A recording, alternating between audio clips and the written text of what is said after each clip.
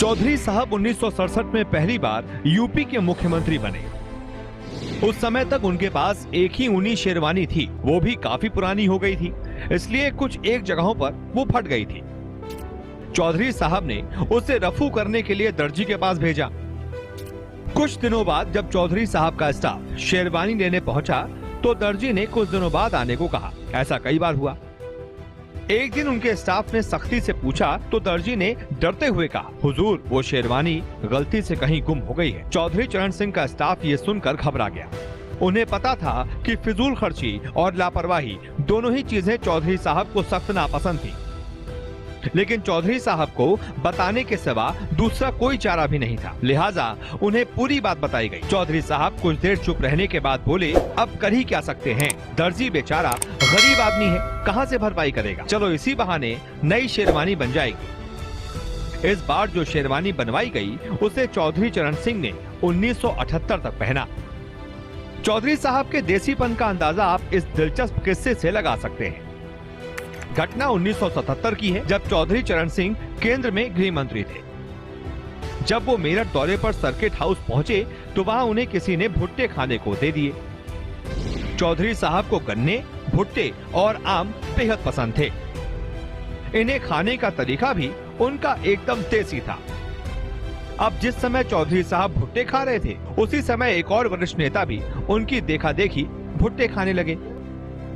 थोड़ी देर बाद चौधरी चरण सिंह ने देखा कि वो भुट्टे के दाने हाथ से निकाल निकाल कर खा रहे थे। अब चौधरी साहब से रहा नहीं गया। वो बोले, भाई जी ये चने नहीं हैं, भुट्टे हैं, इन्हें मुंह लगाकर ही खाया जाता है। फिर वो नेताजी भी हंसते हंसते चौधरी साहब की तरह भुट्टा खाने लगे। चौधरी चरण सिंह क्रिकेट को बहुत नापसंद करते थे। क्रिकेट के प्रति अपनी नापसंदगी को वो सार्वजनिक तौर पर भी प्रकट किया करते थे। एक बार तो उन्होंने कह भी दिया था, रेडियो पर क्रिकेट की रनिंग कमेंट्री को बंद करवा देना चाहिए। ये 5-5 दिन तक लोगों को निठल्ला और बेकार बनाए रखता है। देश के लोगों की वर्किंग कैपेसिटी पर बहुत बुरा असर डालता है। क्रिकेट के दीवाने देश में कोई नेता इस तरह की बात करने की हिम्मत भी नहीं कर सकता। क्रिकेट ही नहीं, उन्हें फिल्में भी पसंद नहीं थी, लेकिन उन्हें पढ़ना और पत्राचार बहुत पसंद था। चौधरी साहब शराब सिगरेट पीना तो दूर, इसे पीने वालों को भी बहुत नापसंद करते थे।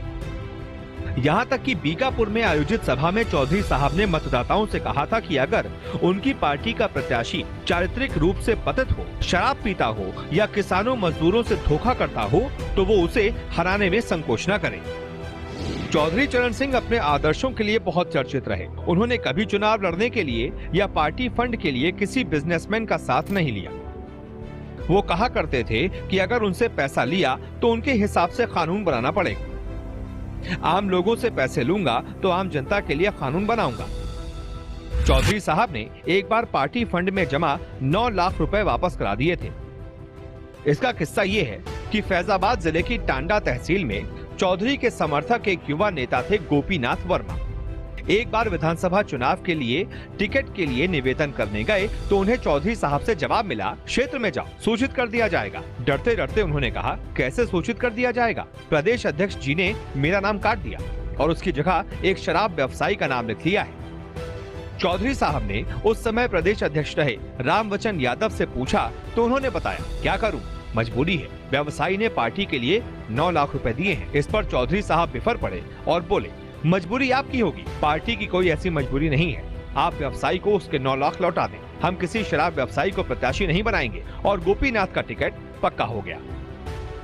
जब 1 अप्रैल 1967 को उन्होंने कांग्रेस छोड़ी तो उन्होंने रोते हुए भाषण दिया था कि सारी उम्र उन्होंने कांग्रेस संस्कृति में बिताई है, अब उसे छोड़ते हुए उन्हें बहुत तकलीफ हो रही है। पार्टी छोड़ने के 2 दिन बाद चौधरी साहब ने उत्तर प्रदेश के मुख्यमंत्री के रूप में शपथ ली और उनके नेतृत्व में यूपी में पहली गैर कांग्रेसी सरकार बनी, जो अलहदा सरकार थी, जिसमें जनसंघ भी थी, सोशलिस्ट पार्टी भी थी, प्रजा सोशलिस्ट भी थी, कम्युनिस्ट भी थे और स्वतंत्र पार्टी भी थी। ये चौधरी चरण सिंह ही थे जिन पर सभी दूसरी पार्टियों ने भरोसा जताया। आप कह सकते हैं कि चौधरी चरण सिंह भारतीय राजनीति के असली चौधरी थे।